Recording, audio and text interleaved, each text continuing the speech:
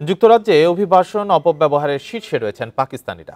British সরকারের নতুন তথ্য অনুযায়ী পাকিস্তানি নাগরিকরা নজিরবিহীন হারে বৈধ ভিসা পথ ব্যবহার করে যুক্তরাজ্যে প্রবেশের পরে রাজনৈতিক আশ্রয়ের আবেদন করছে।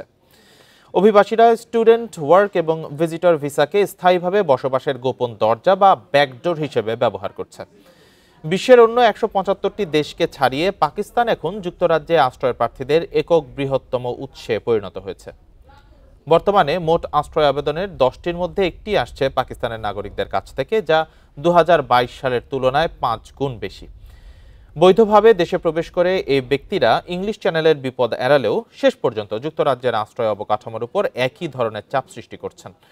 গত বছরই প্রায় 10,000 পাকিস্তানি নাগরিক বৈধ কাগজপত্র নিয়ে প্রবেশ করার পর মত পাল্টে শরণার্থীর মর্যাদাও দাবি করেছেন।